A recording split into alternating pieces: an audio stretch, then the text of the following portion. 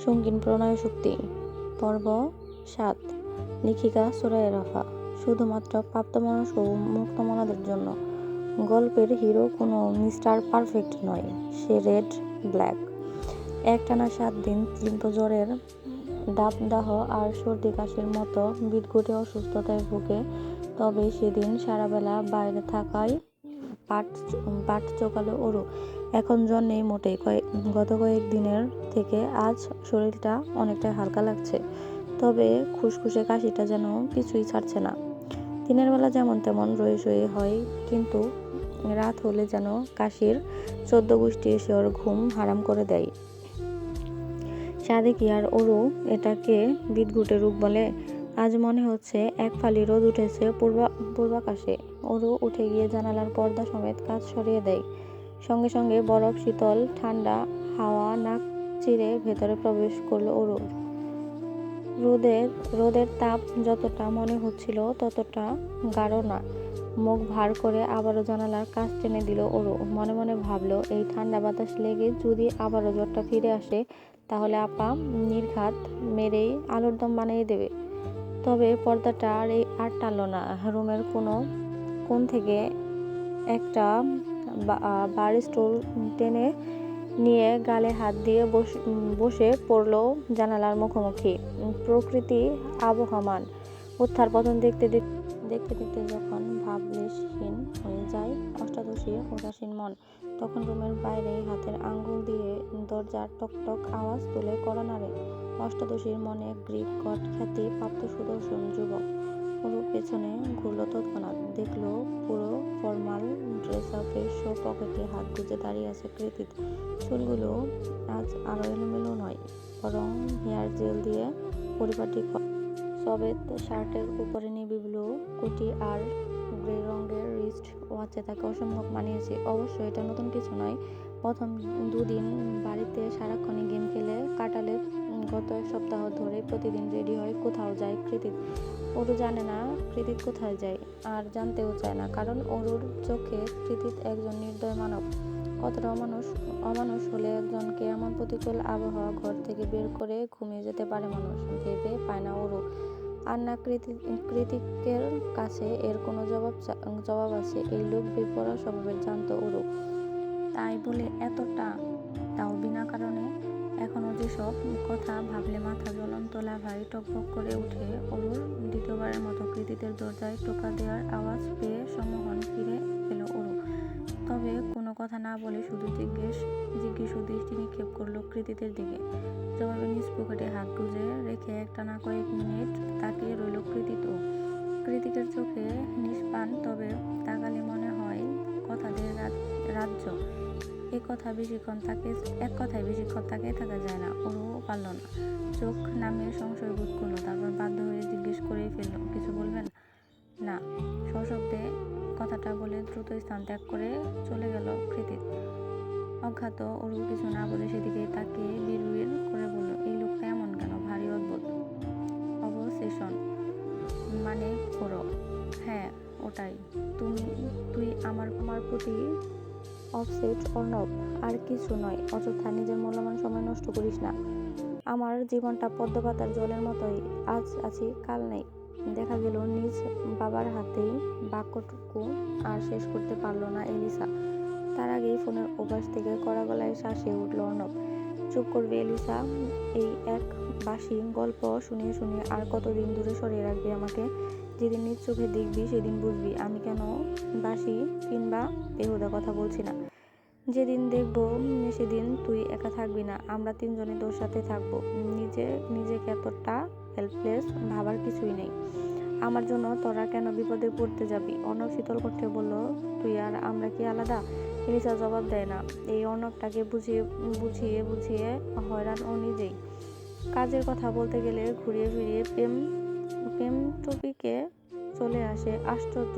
কিন্তু অর্ণবই বা কি করবে? ভালোবাসা তো আর পরিস্থিতি বুঝতে চায় না, আর না মানতে চায় কোনো বাধা। নাইলে এলিসার মতো নাম করা পোকার প্লেয়ারকে কেউ ভালোবাসতে গেলেও দুনিয়া আর কোনো ভালো মেয়ে ছিল না। একটা দীর্ঘশ্বাস ছেড়ে এলিসা শোধায়, এখন কোথায় আছিস? গাড়িতে, আজকেই USA ফিরলাম। এর মধ্যে কৃতিত আবারও আবার কারো ডিটেলস আছে, ওটা বের করে দিয়ে এখন বাসায় যাচ্ছি। তোদের জন্য আমার ডিটেকটিভ এজেন্সির জবটা আর বৈধ থাকলো না। The great hacker Arnab Sayanta যদি বেস্ট ফ্রেন্ড হয়, তবে ফ্রেন্ড উইথ বেনিফিট কে না চাই বল? অর্ণব উচ্ছ্বাসিত গলায় বলল, চল না আজ সিনেমা হলে গিয়ে ফ্রেন্ড উইথ বেনিফিট মুভিটা দেখেই আসি। শুধু তুই আর আমি, হেভি রোমান্টিক মুভি। আমি 10-12 বেশি দেখেছি। তুই একটা নষ্ট। বিরক্ত হয়ে কল কেটে দিল এলিসা। এই ছেলেটা সারাক্ষণ মাখো ভাব। কি করে এত নাম করা হ্যাকার হলো ও? তৎক্ষণাৎ ভাবনা সুতোয় টান পড়লো ওর। অযথাকৃত মন বলল, ওয়েট, কৃতিত কার ডিটেলস চাইলো অর্ণবের কাছে? নতুন করে আবার কার সাথে ঝামেলা পাকাতে চাইছে ও? ঘড়ির কাঁটায় ঠিক সন্ধ্যা 7টা। কৃতিত মাত্রই বাড়িতে এসেছে। বেশ ভূষা দেখে মনে হচ্ছে বাইক রাইডিং এগিয়েছিল সে। পাসওয়ার্ড দিয়ে দরজা খুলেই হলরুমের মধ্যখানে পা রাখতেই দু পা নিজ গতিতে থমকে গেল ওর। ভিতরে ক্রমান্বয়ে ছড়িয়ে পড়ল অজানা লাভ দূর। সেখানে কিছুক্ষণ একইভাবে দাঁড়িয়ে ধীর পায়ে এগিয়ে এলো সবচেয়ে কর্নারের কাউচের দিকে। ঘাটটা সামান্য কাত করে মুখের একটা বাঁকা হাসি ঝুলিয়ে রেখে দেখতে লাগলো ঘুমন্ত মেয়েটাকে। এই মেয়েটা ওর খুব চেনা। যেখানে মেয়েদের প্রতি তীব্র অনীহা ওর, সেখানে এক হাঁটুর বয়সী মেয়ের জন্য অদম্য আসক্তি। অথচ এই অনুভূতিগুলোকে কত বছর ধরে অস্বীকার করে যাচ্ছে ও। খুবই সন্নিকটে একজনের উপস্থিতি স্পষ্ট, অথচ তখনও হলরুমের নরম গদিতে হাত পা ছড়িয়ে ছিটিয়ে ঘুমাচ্ছে ওরু। গভীর ঘুমে তলিয়ে থাকায় জামা কাপড়েরও হদিশ নেই। প্লাজো টি শার্ট দুটোই জায়গা থেকে সরে গিয়ে শরীরের অর্ধেকাংশ উন্মুক্ত হলো। হলরুমে জ্বালিয়ে রাখা বিশ্বস্ত ফকফকে সাদা আলোয় সেই সব কিছু কৃতিত্বের চোখে দৃশ্যমান। ও না চাইলেও এক ঝলক পা থেকে মাথা অব্দি প্রখর করলো ওরুকে। হুট করে কেমন ঘোর লেগে এলো দু চোখে। নেশাগ্রস্তদের মতো চোখ দুটো ঝাপসা লাগছে ওর। গলাটা শুকিয়ে কাঠ হয়ে যাচ্ছে। বারবার জিভ দিয়ে শুকনো অধর ভিজিয়ে যাচ্ছে। চোখের সামনে শুয়ে থাকা ওরুর লতানো নারী দেহের ভাঁজগুলো বড্ড আকর্ষণীয় লাগছে কৃতিত্বের চোখে। বয়সের তারতম্য, সম্পর্কের জটিলতা সবকিছু কয়েক মুহূর্তের জন্য ভুলে বসেছে দ্য গ্রেট পার্সোনালিটি খ্যাত জায়ান কৃতিত চৌধুরী। মেয়ে মানুষে নাকি তার অ্যালার্জি। ভার্সিটির টিচার থেকে স্টুডেন্ট সবাই এটা তো জানে, কিন্তু এখন এই মুহূর্তে মনে হচ্ছে কেন 8 বছর আগেই তৈরি হওয়া প্রণয়শক্তি কেনই বা হুট করে মাথাচাড়া দিয়ে উঠছে। তাহলে কি কৃতিত ওরুকে নয়, বরং নিজের অনুভূতিকে ঘৃণা করে? সৎ মায়ের মেয়ের প্রতি এতটা দুর্বলতা কেন? সমাজ মেনে নেবে না? বাঙালি সমাজ তো একদমই নয়। তাই তো নিজে বাঙালি হয়ে বাঙালিদের প্রতি রাগ ওর। ভালোবাসা আবার সমাজ কিসের? ধর্মে যার প্রাধান্য আছে, সমাজের তার স্বীকৃতি নেই কেন? ভেবে পায় না কৃতিত। এই মুহূর্তে ভাবতে চায় না কোনো কিছু। ওর চোখে পৃথিবী এখন এখানেই থমকে আছে। পায়ে এগিয়ে গিয়ে উড়ু শিউরে থপ করে বসে পড়ে কৃতিত। ফ্লোরে উড়ুসুড়ু হয়ে পড়ে থাকা লম্বা চুলগুলোর দিকে এক পলক গভীর দৃষ্টিতে তাকিয়ে ওর কানের কাছে এসে হিসিয়ে কৃতিত বলে, আবার কেন ফিরে এলি এই আধপোড়া জীবনে? বাকিটা পুড়িয়ে দিতে? তারপর একটা কপট হাসি খেলে গেল কৃতিতের ঠোঁটে। কেন? মুখটা আরো একটু সামান্য বাড়িয়ে একই সুরে বলল, এবার যদি সত্যি তোর আসক্তি থেকে নিজেকে সামলাতে না পারি, তাহলে বিশ্বাস কর তুইও পড়বি। আমার দহনে পোড়াবো আমি তোকে। এখনো তো ছোট নয়। তাহলে তুই কেন বেঁচে যাবি? এবার আর আমি একা নয়, আমরা দুজনে মিলে প্রণয়াসক্ত হব। কৃতিত ঘুরের বসে আরো একটু বলতে যাবে, তার আগেই ওরু ঘুমের তালে একটু নড়েচড়ে উঠে ফিরে পেল কৃতিত। কি করছিল ও এটা? সঙ্গে সঙ্গে ওরুর দিকে তাকিয়ে কপাল কুঁচকে ফেল ও। এক ঝটকায় উঠে দাঁড়িয়ে ওয়ার্ডরোব থেকে একটা লম্বা চাদর বের করে ছুঁড়ে মারল ওরুর উন্মুক্ত গায়ে। এমন ভাবে দূর থেকে ছুড়ল যেন ওরুর শরীরে কোনো নোংরা লেগে আছে। গায়ের গায়ের কাঁথা জাতীয় কিছুর উপস্থিতি টের পেয়ে সেটাকে ভালো মতো গায়ে পেঁচিয়ে অন্নপাশ হয়ে শুয়ে পড়ল অরু। সরু জায়গা হাওয়াতে পাশ ঘুরতে কাচের টেবিল থেকে ছোট্ট বাইকের সুপিসটা পড়ে যাচ্ছিল মেঝেতে।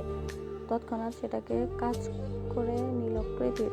বাইকে বসা হেলমেট পরা 1.5 ইঞ্চি সাইজের পুতুলটাকে চোখ পাকিয়ে হিসিয়ে বলল, don't eat dear, do make a sound.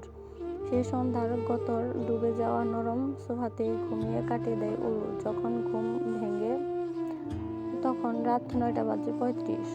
চারদিকে গুটগুটিয়ে অন্ধকার ছন্ন পরিবেশ।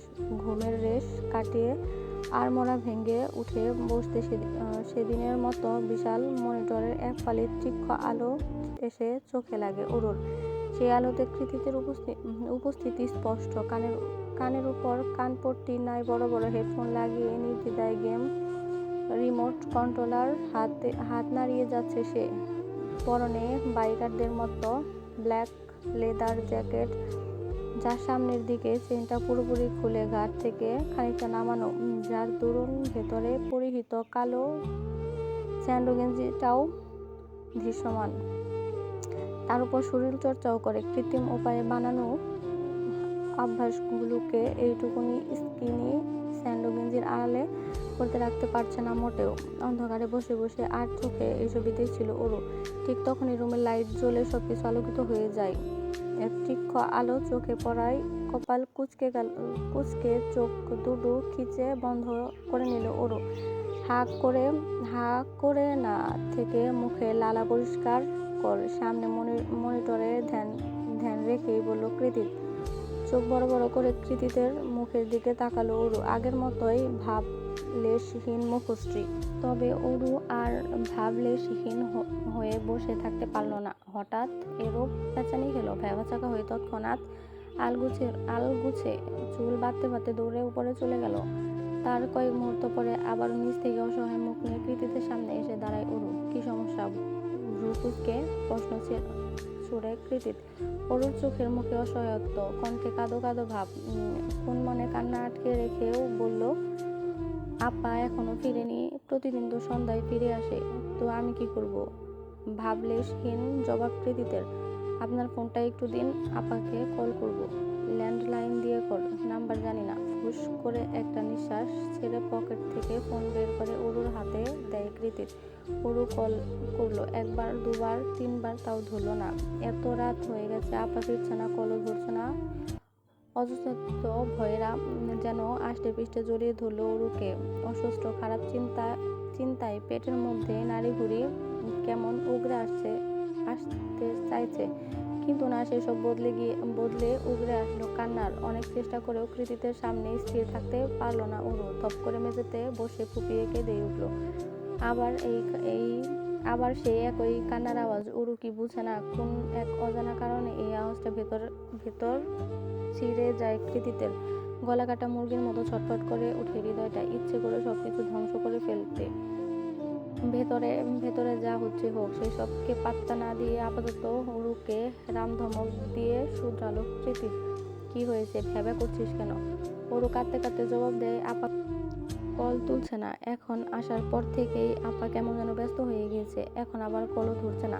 পার্ট টাইম জব করলে ব্যস্ত হবে না তো কি হবে? মুখ টিপে বলল কৃতিত। কি বলছেন? না, তুই কান্নাকাটি অফ কর। তোর কান্নার আওয়াজ বিরক্ত লাগে। আমি কাঁদলেও আপনার বিরক্ত লাগে, হাসলেও বিরক্ত লাগে। করবোটা কি আমি? চুপ করে থাকবি? অরু তাই করলো, চুপ হয়ে বসে রইল। এমনিতে কৃতিতের সামনে কেঁদেই ফেলছে, এখন ভাবতেই কেমন লজ্জা করছে ওর। ও তো একটা বাচ্চা স্বভাবের মেয়ে নয়, যথেষ্ট স্ট্রং। অরুর ভাবনায় ছেদ ঘটে কৃতিতের আওয়াজে। আমি বের হয়ে আশেপাশে খুঁজে দেখছি, তুই থাক। অরু একটু হেঁচকি তুলে বলল, আমি যাব, নিয়ে যান না। ম্যাকডোনাল্ডস ক্যাফেটেরিয়া পার্কিং লটে গাড়ি পার্ক করে আশেপাশে রাস্তায় হাঁটছে কৃতিত আর অরু। ওভারসাইজ ডেনিমের পকেটে হাত ঢুকিয়ে গা ছাড়া ভাব নিয়ে হাঁটছে কৃতিত। দেখে মনে হচ্ছে ওর চিন্তার লেশমাত্র নেই। ওদিকে অরু ভেবেই পাচ্ছে না, হসপিটালে না গিয়ে ওকে এখানে কেন নিয়ে এলো পাগল লোকটা। আপা তো হসপিটালে। অরু অরু বার কয়েক জিজ্ঞেস করেছে আগ বাড়িয়ে, কিন্তু কৃতিতে সুটাসাপটা উত্তর, আশেপাশে খোঁজ, এখানেই পেয়ে যাবি। অরু সেই তখন থেকে এদিক ওদিক হন্যে হয়ে ছুটছে। সোডিয়ামের আলোয় যতটুকু চোখ যায় কোথাও কোনো মানুষ নেই। ক্যাফেটাও বন্ধ হয়ে গেছে খানিকক্ষণ আগে, অথচ অনুর দেখা নেই। আচ্ছা, তোর পেটের মাঝখানের তিলটা কি আসল? যখন ছোট ছিলি তখন তো দেখিনি। পাহাড়ি আঁকাবাঁকা রাস্তায় অরু যখন অনুকে খুঁজতে খুঁজতে পাগল প্রায় ঠিক তখন কৃতি জ্ঞানী ব্যক্তিদের মতো ভাবুক হয়ে এই ছাপড়ে প্রশ্ন করে বসে। এই মুহূর্তে কৃতিত্বের কথায় অরু ওর গোপন তিলকে খবর জানায় অবাক হবে নাকি আহাম্মদের মতো প্রশ্ন করাই গিয়ে ঠাটিয়ে চড় মারবে, ঠিক বুঝে উঠতে পারল না। যত যাই হোক, বয়সে ওর চেয়ে দ্বিগুণ বড় কৃতিত, তবে কিছু তো কথা শোনানোই যায়। সেই উদ্দেশ্যে ঘুরে পেছনে এগিয়ে এলো অরু। তখনই উল্টো দিক থেকে ডাক পড়ল অনুর, অরু। অরু চকিয়ে পেছনে চাইলো, দেখলো খুঁড়িয়ে খুঁড়িয়ে এদিকে এগিয়ে আসছে আপা, তার সঙ্গে লম্বা মতো একটা ভাইয়া। অনুর হাত ধরে ওকে হাঁটতে সাহায্য করছে। অনুর ছোট শরীরটা লোকটার শীতল কণ্ঠ দিয়ে আবৃত। লোকটা কে, কি হয়, কেনই বা অনুর হাত শক্ত করে ধরে রেখেছে, সেসব নিয়ে এই মুহূর্তে এক বিন্দু পরিমাণ মাথা ব্যথা নেই অরুর। ও শুধু দেখছে ওর আপা ব্যথা পেয়েছে, হাঁটতে পারছে না ভালো মতো। এদিক দিয়ে কৃতিত আর অরু এগিয়ে আসছে, অন্যদিক দিয়ে অনু আর প্রত্যয় আর কৃতিতের চোখে চোখ কথা আদান প্রদান হলো বোধ করি। কয়েক মুহূর্তের মধ্যেই অরু ছুটে গিয়ে গলা জড়িয়ে ধরল অনুর। উৎকণ্ঠা নিয়ে বলল, আপা, আমায় রেখে কোথায় গিয়েছিলি তুই? তোর চিন্তায় পাগল হয়ে যাচ্ছিলাম আমি। এক মুহূর্তের জন্য মনে হচ্ছিল এই অজানা দেশে আমার আপন বলতে কেউ নেই। অনুর কথায় কৃতিতের মেজাজ তৎক্ষণাৎ তেড়ে উঠল। এইটুকু সামান্য কথায় রাগ লাগার মতো কোনো কারণই খুঁজে পাচ্ছে না কৃতিত। তবুও কয়েক মুহূর্তের জন্য চোখের রং বদলায় ওর। আবারও সেই ভয়ানক তীক্ষ্ণ চাহনি। পরক্ষণে প্রত্যয়ের সাথে চোখাচোখি হওয়ায় আবারও তা ধপ করে নিভে গেল। পাশে এসে জড়ো হলো ঠোঁটগুলি একটা রহস্যময়ী ছোট হাসি, যে হাসিতে সামিল হলো স্বয়ং প্রত্যয়ও। ওরা যে কি মনে করে হাসলো সেটা কেবল ওরাই ভালো জানে।